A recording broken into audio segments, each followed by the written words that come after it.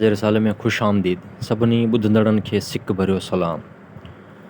सभिनी दोस्तनि खे अर्ज़ु आहे कि असांजे चैनल खे सब्सक्राइब कंदा, लाइक कंदा, कॉमेंट्स कंदा ऐं असांखे सपोर्ट कंदा। महिरबानी, शुक्रिया।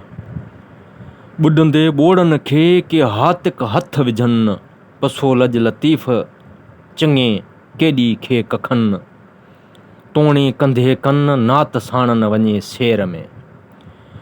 कची कानी कान ॿुॾा कढे ॿार मां, या लंघाई लतीफ़ चए या धरियां करे दां। कमा हकहू कखनि जी आहे ॻाल्हि अॻां, जेके ॾे ॿुॾनि खे ॿां नात साणन वञे शेर में। आहीं हित उमाण ॿुध तरहो तार जो, लहरियूं लड़ लतीफ़ चए झलिया झंग जवान। उन्ही तड़ अघटिया आॾे पाए आण, जे पिया मुंह में राण तन ॿांधियन ॿेट न हुजे।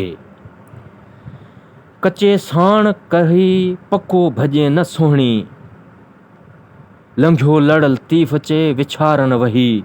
सा कीअं नींहं नही जंहिंखे नींहं नंढो खणी।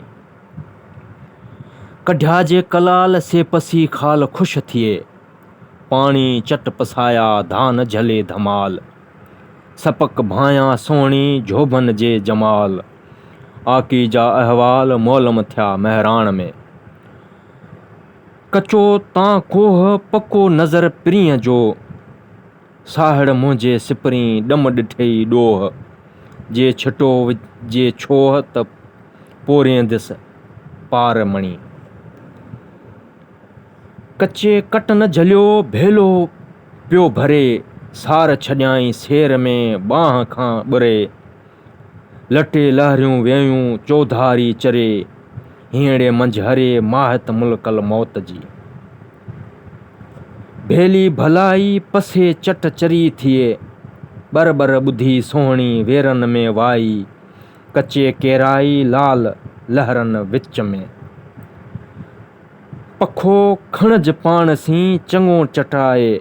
कचो ॾेज कलाल खे मुंहं ते मोटाए, सो सण हुए सी सोहणी जेके फाइक फरमाए। मौजूं मझाई मारई महराण जूं, भर भलेरा सिपरी भला में बेराह। तूंरे तारे ना काह वाली तूंरे वाह, साहड़ जी सलाह तन खे कढी तार मां। तन खे कढे तार मां सुलह साहड़ जो, उत आॾो अची कीन की ॿेले पो ॿईअ जो। मेहर कज मुंहिंजो को ओकर कंहिं आर तां।